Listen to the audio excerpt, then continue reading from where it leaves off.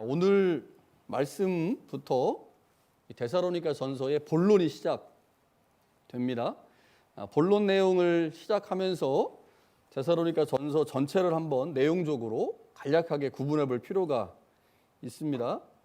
자, 1장은 우리가 지난번에 살펴보았는데 1장 전체가 데살로니가 전서의 서론입니다.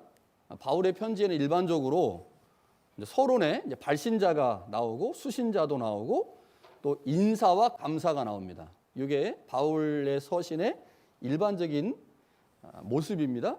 서론의 발신자, 수신자, 인사, 감사. 발신자는 바울과 실루아노와 디모데이고요. 수신자는 데살로니가 교회죠. 데살로니가 교회. 그리고 인사가 나왔고요. 또 바울의 감사가 아주 길게 2절부터 10절까지 기록되었습니다.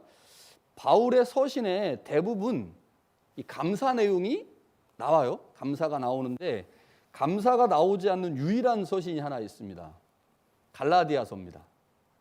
서신서들을 쭉 살펴보면 여기서 말하는 이제 서신서는 이제 교회들한테 보낸 편지들이에요. 디모데 전후서에는 감사가 나오는데 디도서를 보니까 감사라는 말이 안 나오더라고요. 근데 대부분의 다른 서신에 감사가 나오는데 갈라디아서는 안 나와요. 갈라디아서를 쓸 때 바울이 굉장히 많이 화가 난 것 같습니다. 그래서 갈라디아서는 다른 서신과 달리 그 말이 굉장히 거칠고 굉장히 세게 나가는데 갈라디아 교회에 들어온 그 다른 복음을 전하는 사람들에 대한 분노가 이 바울 안에 가득 찬 상태에서 이제 서신서를 썼기 때문에 갈라디아서는 이 감사에 갈라디아서를 보고 야 내가 기도할 때마다 너희들을 생각하니 하나님 앞에 감사하다 이런 말이 없습니다. 굉장히 좀 센 표현들이 많이 등장을 하죠. 자, 지난번에 우리가 본 것처럼 감사의 내용에 믿음의 역사, 사랑의 수고, 소망의 인내 이런 내용들을 보면서 바울이 데살로니가 교회를 향해서 이제 감사의 모습을 보였고요. 우리와 주를 본받는 자가 됐다. 믿음의 소문이 났다나 이런 것들을 통해서 바울이 데살로니가 교회를 보고 감사하고 있습니다. 자, 2장 1절부터 시작해서 데살로니가 전서의 본론이 시작되는데 왜 간략하게 봐야 되냐면 데살로니가 전서가 본론이 두 개예요. 그러니까 이제 우리가 글을 쓸 때 이제 보통 여기서 에세이를 쓸 때는 대지를 3대지를 잡잖아요. 본론 1, 2, 3, 바디 1, 2, 3 이렇게 하는데 데살로니가 전서는 바디가 1, 2입니다. 1, 2. 1이 있고 2가 있는데 간단하게 보면 2장과 3장이 바디 1이고 4장과 5장이 바디 2입니다. 자, 그런데 내용이 완전히 달라요. 2장과 3장은 바울이 과거를 회상하면서 자신이 데살로니가 교회를 개척할 당시의 상황들을 과거의 입장에서 과거적으로 쭉 서술하는 게 2장과 3장이고요. 4장과 5장은 윤리적 교훈과 교리적 가르침이 나타나는데 바울의 서신들에 대부분 나타나는 게 윤리적 가르침이잖아요.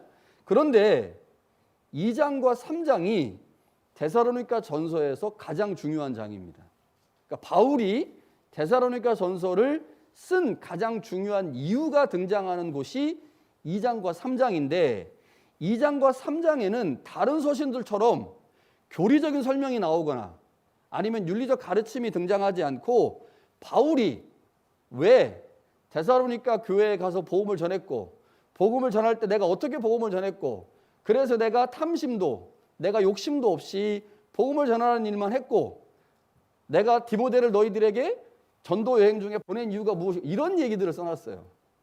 그러니까 바울이 데살로니가 지역에 가가지고 우리가 이제 알고 있듯이 3주만 복음을 전했잖아요. 새 안식일 동안 복음을 전했고 그 복음을 전한 후에 왜 그렇게 황급히 그 지역을 떠날 수밖에 없었는지 이런 자기의 변호에 관계된 내용들을 기록을 하고 있는데 이게 우리가 생각할 때는 뭐 그렇게 중요할까라고 생각이 들지만 데살로니가 전서를 바울이 쓰게 된 중요한 이유가 2, 3장에 나오는 내용들 때문이다라는 것을 기억하시고 중요하다.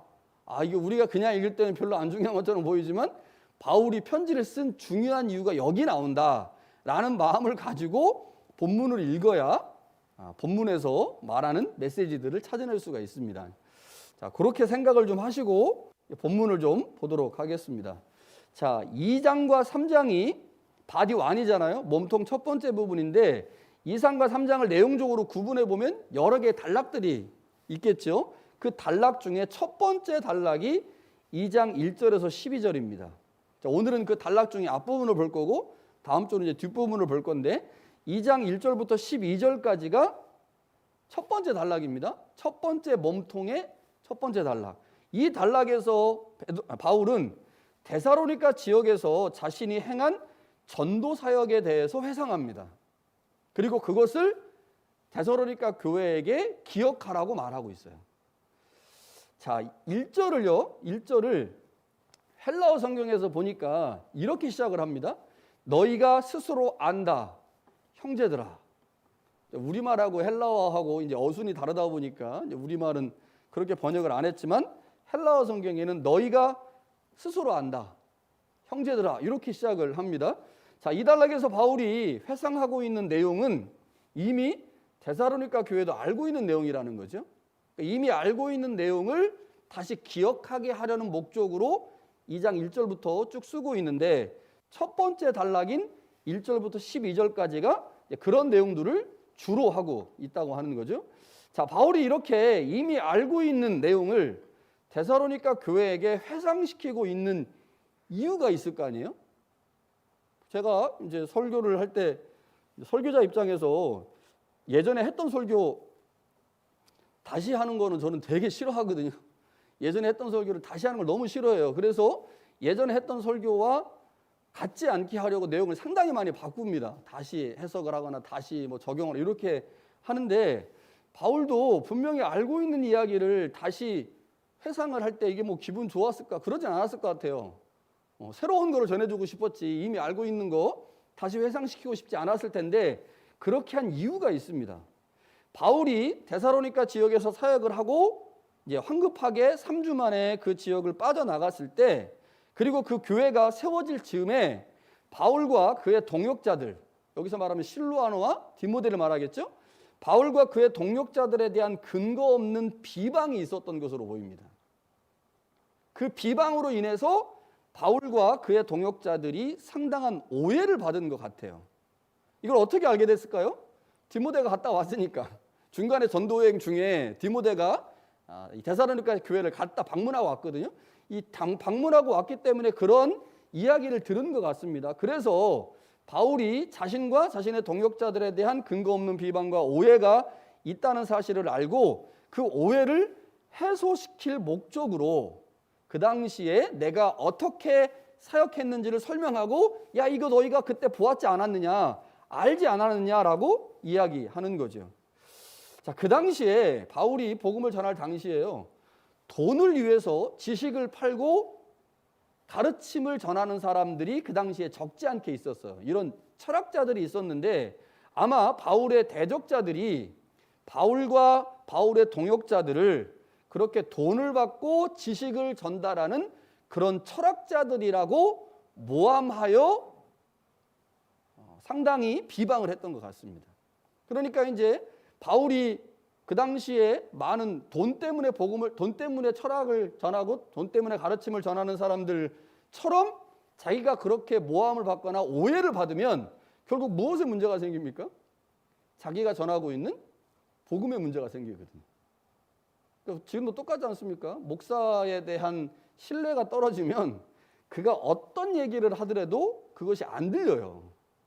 신뢰가 떨어지기 때문에. 그래서 이제 바울이 이렇게 이미 알고 있는 내용을 다시 회상시키는 이유는 자신의 존재에 대한 신뢰가 떨어지면 결국 자신이 전한 복음이 그들 가운데 역사하는데 방해가 되기 때문에 이런 것들을 좀 해소시켜야 된다고 하는 생각 때문에 이제 그 옛날 이야기를 다시 회상시키고 있는 거죠. 자, 1절에서 바울이 이렇게 말합니다. 우리가 너희 가운데 들어간 것이 헛되지 않았다. 우리가 너희 가운데 들어간 것이 헛되지 않았다. 자, 바울이 데살로니가에서 복음을 전한 것이 헛된 것이 아니다라고 지금 말하고 있는데 이 말의 의미를 좀 생각해 봐야 돼요. 왜냐하면 헛되다라고 하는 말이 우리말 성경에는 헛되다 이렇게 번역돼 있잖아요. 그런데 이 단어가 매우 다양한 의미로 사용되는 단어입니다. 헛되다. 이게 이제 어떤 영어 성경에는 fail이라고 돼 있고요. 실패했다. 이렇게 돼 있고 어떤 영어 성경에 in vain이라고 돼 있어요. 그러니까 굉장히 다양하게 이 단어가 쓰이는데 요 헛되다라고 하는 말이 이제 형용사잖아요. 헛된. 근데 요 단어가 가장 기본적으로 갖고 있는 단어의 의미는 텅 빈입니다. 텅 빈. 비었다. 텅 빈. 이런 말이에요. 그래서 요 단어 이 텅 빈이라고 하는 말의 의미를 조금 변형시켜서 빈손해라고 하는 의미로도 쓰이고요. 아무 결과도 만들어내지 못하는 이라는 의미로도 쓰이고 열매가 없는 이라는 의미로도 씁니다. 이 헛되다라고 하는 헛된이라고 하는 말의 의미가 굉장히 다양하게 쓰이는 거죠. 그래서 이 단어가 본문에서 대략 한 2가지 정도로 사용됐다고 볼 수가 있는데 첫 번째는 열매가 없는 혹은 무익한이라는 의미로 번역될 수 있어요. 그러니까 내가 너희에게 들어간 것이 열매가 없지 않았다. 내가 너희에게 들어간 것이 무익하지 않았다. 이렇게 번역을 할 수가 있는 거죠. 자, 그러니까 바울이 데살로니가 지역에 들어가서 전도를 했고 그 전도로 말미암아 큰 열매를 맺었다라고 하는 의미로 이해할 수 있습니다. 1절을 형제들아 우리가 너희 가운데 들어간 것이 열매 없지 않았다. 열매가 많았다. 그것을 너희가 알고 있다. 이렇게 번역할 수 있어요. 이 헛되다라고 하는 의미를 열매가 없는이라고 생각할 때 두 번째는 빈손해라고 하는 의미로 번역할 수 있습니다. 빈손해. 자, 그렇게 되면요. 바울이 데살로니가 지역에서 복음을 전한 것이 자, 우리가 너희 가운데 들어간 것이 빈손이 아니다. 그러니까 빈손 헛되지 않은 줄 너희가 친히 안다. 우리가 너희에게 들어간 것이 빈손으로 들어간 것이다. 이런 의미입니다. 자, 이게 무슨 말이냐? 자, 2장 9절에 보면요. 바울이 이렇게 말해요. 너희 아무에게도 폐를 끼치지 아니하려고 밤낮으로 일하면서 너희에게 복음을 전했다. 그러니까 바울이 데살로니가 지역에 들어가서 그들에게 사역비를 받지 않고 바울이 직접 일해가지고 자기가 번 돈을 가지고 사역했다는 거예요. 그러니까 요 1절의 의미를 빈손해라고 하는 의미로 이해를 하게 되면 바울이 데살로니가에서 복음을 전한 것이 무엇을 얻기 위한 목적으로 가서 전한 게 아니라 나는 아무것도 얻지 않으려고 빈손으로 들어가서 복음을 전했다고 하는 거죠. 그러니까 이거 이제 어떻게 해석하느냐에 따라서 열매가 없다 혹은 무익하다라고 번역될 수도 있고 빈손해라고 번역을 해서 바울이 복음을 전한 것이 무엇을 얻기 위한 목적이 아니다라고 하는 것을 강조하는 의미로 사용될 수도 있어요. 자, 그럼 어떻게 이해하는 것이 더 좋을까? 자, 2가지 해석이 모두 가능합니다. 그래서 학자들 사이에서 첫 번째 의미로 해석하는 학자도 있고 두 번째 의미로 해석하는 학자들도 있어요. 그런데 문맥의 의미를 생각해 보니까 빈손해라고 하는 의미가 더 적합해 보입니다. 무슨 말이냐면 바울이 데살로니가 도시에 왔잖아요. 와가지고 복음을 전할 때 바울은 이득을 얻기 위해서 복음을 전한 게 아니라는 겁니다. 그거 너희가 알고 있지 않느냐? 내가 가서 너희들에게 복음을 전할 때 내가 잡을 가지고 일하지 않았느냐? 내가 복음을 전할 때 빈손으로 갔다. 너희가 무엇인가를 얻기 위해서 복음을 전한 게 아니다. 이렇게 지금 바울이 말하는 거죠. 바울은 자신이 전하는 복음이 손상되거나 가치가 떨어지는 일을 막기 위해서 자비량으로 사역했어요. 왜 이야기를 하겠습니까? 그 당시에 순회 철학자들, 순회하면서 철학자들이 돌아다니면서 자신의 가르침과 자신의 지식을 누군가에게 주고 그 지식을 준 대가로 보상을 받았거든요. 그런데 바울의 적대자들이, 바울을 반대하는 사람들이 바울 일행을 순회 철학자들이라고 말하면서 그들과 동일시하는 거죠. 그리고 바울을 모욕하고 바울의 권위에 손상을 주면서 그가 전한 복음도 바울이 문제가 있으니 그의 복음도 문제가 있다라고 계속 이야기하는데 그 이야기의 출발점이 뭐냐? 보상입니다. 보상. 그러니까 바울이 무엇인가를 얻기 위해서 가서 복음을 전했다는 거죠.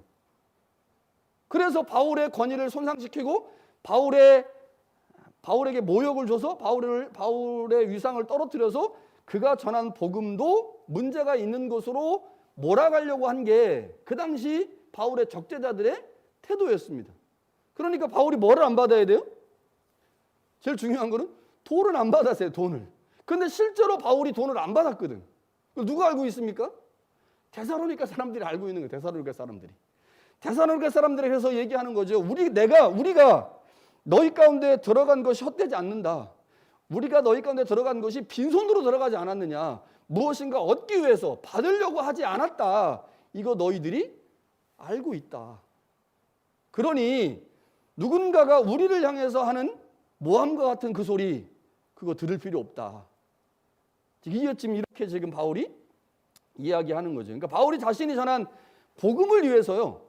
자신이 전한 복음을 위해서 자신의 사역에 대한 정당성을 지금 주장하려고 하는 거죠. 이것이 데살로니가전서 몸통의 가장 중요한 내용이고 이것 때문에 바울이 데살로니가전서를 쓴 거죠. 자, 2절에서요. 바울이 2절에서 복음을 전하기 전에 이게 데살로니가 지역에서 복음을 전하기 전에 빌립보에서 복음을 전한 이야기를 합니다. 자, 자신이 빌립보에서 복음을 전할 때 고난과 능력을 당했다라고 얘기하죠. 이게 사도행전 16장에 보면 잘 나와 있습니다. 실제로 바울이 빌립보에서 복음을 전하다가 사람들 앞에서요 강제로 옷 벗김을 당했고 매도 맞았고 심지어 감옥에 들어가기도 했어요. 투옥이 됐어요. 바울이 복음을 전하면서 고난을 당한 것은 데살로니가 사람들도 잘 알고 있었습니다. 그러니까 바울이 빌립보에서 복음을 전하고 그 다음에 데살로니가에 왔는데 데살로니가에서 복음을 전할 때 그 데살로니가에 있는 바울의 복음을 듣던 사람들이 빌립보에서 바울이 고난을 받았다는 사실을 알았어요. 근데 이렇게 잘할 수밖에 없는 이유가 바울이 데살로니가에서도 역시 고난을 당했거든요. 똑같이 고난을 당하고 똑같이 모욕을 당했습니다. 바울의 대적자들이 데살로니가에도 있었거든요. 사실 여러분 고난과 능욕을 당하면 몸도 약해지지만 마음이 낙심이 되죠. 그래서 심히 위축이 됩니다. 자, 그렇게 되면 복음을 전하는 일을 포기하고 싶은 마음이 생길 수 있습니다. 그러니까 빌립보에서 너무나 큰 고난을 당했어요. 그러면 거기서 뭐 옥문이 열리고 어떤 큰 기적들이 있었지만 고난을 당하면 육신이 약해지고 마음이 약해지면 사실은 데살로니가에 가가지고 야, 이거 복음 전하는 거 너무 힘들다 이럴 수 있는데 바울이 빌립보에서 당한 고난을 이겨내고 데살로니가에 와서도 역시 복음을 전했어요. 뭐를 얘기하고 싶은 거냐? 내가 지금 하나님의 복음을 향해서 열정이 대단하다.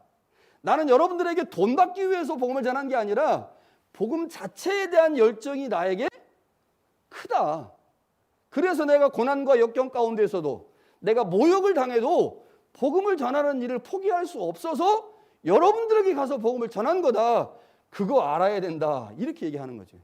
만약 바울이요 돈 때문에 복음을 전하고 있었다면 참을 수 없는 육체적 고난과 모욕을 당했을 때 포기했을 것입니다. 이거 돈 안 벌고 말지. 뭐 돈 얼마 번다고 가가지고 내가 이렇게 고난당하고 모욕당하고 이런 거 내가 이것 때문에 내가 아이고 안 하고 말지. 이렇게 할 수 있었다는 거죠. 그러나 바울은 돈이나 이익 때문에 복음을 전하는 사람이 아니었습니다. 그렇기에 고난과 모욕을 당하면서도 데살로니가에 왔고 그곳에서 복음을 전했다는 거죠. 복음을 전하면서 고난과 모욕을 당했지만 포기하지 않았습니다. 그리고 또 다른 도시로 옮겨가서 역시 그곳에서도 복음을 전했죠. 그래서 빌립보에서 복음 전하고요. 데살로니가로 갔다가 베레아로 갔다가 베레아에서 아덴으로 갑니다. 아덴에서 디모데를 데살로니가에 보내거든요.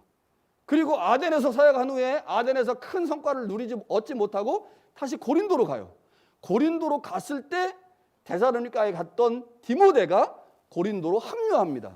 그리고 고린도에 있는 바울에게 선교보고 하는 거예요. 우리가 가서 보니 이러이러한 문제가 있었습니다. 바울에 대한 바울 대적자들이 이렇게 헛소문을 퍼뜨리고 있었습니다. 그런데 데살로니가 사람들이 바울 선생님에 대한 믿음이 있었습니다. 이걸 전해준 거예요. 그래서 바울이 내가 그들에게 당부해야 될 것이 있겠구나라고 하면서 2장 1절 몸통 첫 번째 부분에 자신이 어떻게 사역했는지를 상기시키는 것이고 그 상기를 통해서 바울에 대한 신뢰를 갖게 하고 그 신뢰를 통해서 복음에 대한 확신을 갖게 하려고 기록한 게 이 데살로니가 전서인 거죠. 바울은 고난 가운데서도요 복음 자체를 전하는 것이 그의 삶의 가장 중요한 목표였기 때문에 복음을 전하는 것 자체에 만족했던 사람이지 그 복음을 전하면서 다른 그 당시의 순회 철학자들처럼 무엇인가를 얻기 위해서 이익을 얻기 위해서 복음을 전하는 것이 아니다라는 사실을 지금 데살로니가 교인들에게 말하고 있는 겁니다. 이거 좀 알아달라 이렇게 얘기를 하는 거죠. 자, 그러면서요 3절부터 5절에 자신이 오직 진실한 자세로 복음만을 전했다. 나는 복음 외에 아무것도 한 게 없다라고 하는 사실을 3절부터 5절에 설명을 하는데, 자 3절에 보면요 바울이 자신의 자세, 자신의 진실한 자세를 설명하면서 부정어를 사용해서 말합니다. 왜 부정어를 사용해서 말하냐면 그 당시에 바울을 반대하고 적대하던 사람들과 나는 다르다. 나는 그들과 다르다. 혹은 순회 철학자들과 나는 다르다라는 사실을 말하려고 이제 부정어를 사용해요. 자, 이렇게 말합니다. 내가 여러분에게 준 권면은 간사함이나 부정함이나 속임수가 아니다. 이렇게 말해요. 자, 이 단어들을 좀 기억해 봐야 돼요. 이 간사라고 하는 말의 문자적 의미는 길을 잃고 옆으로 벗어나 방황하는 것을 의미합니다. 우리가 알고 있는 간사랑 완전히 다른 거예요. 간사함은 우리가 조금 그 사람이 좀 우리가 이제 알고 있는 간사는 거짓말도 하고 속여 먹고 우리 그런 이제 약간 그런 의미로 이제 우리는 간사라는 말을 쓰지만 이 간사라는 말의 문자적 의미는 길을 잃고 옆으로 벗어나 방황하는 겁니다. 그러니까 요 간사라는 말은 요 문맥 안에서는요 바울이 부정확한 지식을 전달하는 사람이다 이런 말입니다. 그러니까 돈을 받고 지식을 전달하는데 돈이 목적이기 때문에 그가 전달하는 지식이 엉터리다. 이렇게 적대자들이 말했다는 거죠. 이것에 대해서 지금 바울이 반박하는 겁니다. 바울은 적대자들로부터 잘못된 지식을 전달한다는 비난을 받았던 것 같아요. 그래서 바울이 내가 전하는 복음이 주님으로부터 기인한 진리라는 사실을 그가 확신하면서 나는 결코 간사함으로 복음을 전하지 않았다. 내 복음은 간사하지 않다. 이렇게 얘기를 하는 거죠. 두 번째는요, 부정이라는 단어인데 내 권면은 부정이 아니다. 이렇게 말하죠. 이 부정이라는 말의 문자적 의미는 정결하지 않다입니다. 정결하지 않다. 그런데 이 말이 그 당시엔 도덕적 부패나 불결한 마음이나 동기를 의미할 때 이 단어가 썼어요. 그러니까 육체적으로 부정한 거나 아니면 불결한 아주 악한 의도나 마음을 가지고 행하는 것들을 부정이라고 말했다는 거죠. 그러니까 바울은 자신을 비난하고 있는 적대자들에게 내가 언제 성적 방종이나 탐심을 목적으로 데살로니가에 방문한 적이 있느냐. 그들이 그렇게 말하는데 나는 절대 그런 일이 없다. 이거 너희들이 다 보지 않았느냐. 내가 너희들과 함께 있을 때 내가 성적으로 방종하더냐. 내가 탐심을 가지고 있더냐. 악한 의도를 가지고 내가 복음을 전하더냐라고 지금 묻는 거죠. 이 점에 대해서 바울은 데살로니가 교회가 분명히 알고 있다고 확신하면서 말하는 겁니다. 세 번째는요, 속임수예요. 이 속임수라는 말은 수려한 말로 사람들을 기만하고 속이는 것입니다. 그러니까 말빨이 너무 좋아가지고 사람들이 그냥 그 사람의 말을 들으면 그냥 콕콕 넘어가는 거죠. 바울은 유창한 화술로 환심을 사서 돈을 얻어내는 당시의 철학자들과 달랐습니다. 내가 절대로 여러분들을 기만하고 속이려고 하지 않았다. 기만하고 속여서 여러분들의 돈을 갈취했느냐, 빼앗았느냐, 사익배를 받았느냐, 안 받았지 않았느냐. 이렇게 얘기를 하는 거죠. 자, 3절에서 바울이 언급한 우리의 권면은 간사함이나 부정에서 나온 것이 아니요 속임수로 하는 것도 아니다라고 하는 말은 바울이 자신을 적극적으로 변호하고 있다고 하면서 보여주는 거죠. 바울의 적대자들이 바울을 비난하는 내용들을 디모데를 통해 들었을 것이고 그 들은 내용을 아주 구체적으로 반박한 것이 3절의 말씀입니다. 자, 3절은 부정어를 사용해서 부정적 관점에서 반박한 거라면 4절에서는요 자신의 사역의 핵심이 복음 전하는 것이라는 사실을 긍정적 관점에서 말합니다. 자, 바울은 이렇게 말해요. 내가 하나님으로부터 복음을 위탁받았다. 그러니까 내가 여러분들에게 전한 권면은 하나님이 나에게 주신 복음을 전한 것인데 그러면 하나님이 나에게 왜 복음을 위탁하셨느냐? 하나님이 나를 인정하셨다는 거예요. 나를 인정하셨다. 그게 4절에 나옵니다. 4절이 이렇게 되죠. 오직 하나님께서 옳게 여기심을 입어 하나님이 나를 옳다고 여기셨기 때문에 하나님이 나에게 복음을 위탁하셨고 나는 여러분들에게 가서 하나님의 복음을 전했다는 거죠. 그 어떤 경우에도 이익을 얻을 목적으로 복음을 전하지 않았다. 이렇게 바울이 지금 말합니다. 만약 복음이 이득을 얻는 수단이 된다면 당연히 사람들을 기쁘게 하는 말을 하겠죠. 이거 목사한테 굉장히 어려운 문제예요. 교인들한테 인기를 얻으려면 교인들이 좋아하는 말을 해야 됩니다. 목사가. 그렇지 않겠습니까? 목사도 이제 여기 직업이잖아요. 한국도 직업이긴 한데. 그럼 직업이니까 이거 여기서 안 쫓겨나가고 열심히 뭐 하려면 여러분들이 저를 쫓아낼 수 있는, 쫓아낸다는 말은 아니고요. 여러분들이 쫓아낼 수 있는 권리가 있잖아요. 여러분이 저한테 목사님 나가세요. 그러면 제가 어떻게 하겠어요? 나가야지 뭐. 어떻게 하겠습니까? 그러면 여러분들이 저를 목사님 나가지 마세요라고 해야 된단 말이에요. 그러면 당연히 여러분들이 듣기 좋은 소리를 해줘야 아 목사님 계속 있으세요. 이렇게 하는 거지. 맨날 설교 때마다 여러분 막 까고 막 나무라고 책망하고 막 무슨 교회 신앙생활을 이따위 안 하고 막 이런 얘기 해보세요. 이게 막 몇 명 나오지도 않고 막 이렇게 해보세요. 그러면 아유 야 저 목사 저 안 되겠다 저거. 아우 저 빨리 쫓아내야지. 이렇게 할 거 아닙니까? 그런데 그렇지 않고 여러분들한테 좋은 소리만 한다. 그럼 여러분들이 있으라고 할 거 아니에요. 지금 바울이 그 얘기하는 거예요. 여러분들, 하나님이 나에게 복음을 유탁하셨다. 그런데 내가 그 받은 복음을 유탁받은 그 복음을 전하면서 하나님을 기쁘시게 하는 것이 내 목적이었다. 나는 그 어떤 경우에도 사람들을 기쁘게 하지 않았다. 왜냐? 나는 이익을 얻을 목적으로 복음을 전한 게 아니기 때문이다. 이렇게 얘기하는 겁니다. 만약에 이익을 얻을 목적으로 복음을 전했다면 그 사람들이 좋아하는 사람들의 귀에 달콤한 소리를 해야 되는 거 아니에요.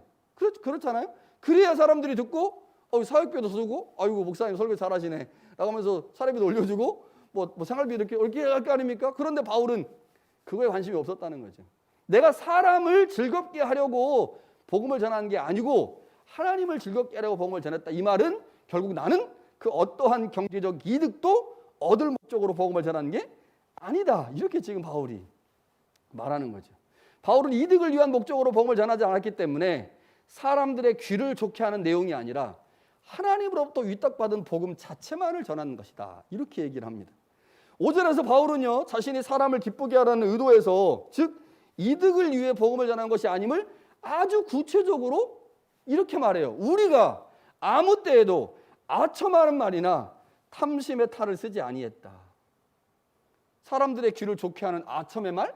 그거 하지 않았다는 거죠. 탐심, 무엇인가를 얻기 위해서 여러분들의 귀를 즐겁게 하는 소리를 하지 않았다. 이렇게 말합니다. 여기서 아첨이라고 하는 것은 사람을 기쁘게 할 목적으로 복음의 내용을 왜곡하는 것을 의미하겠죠.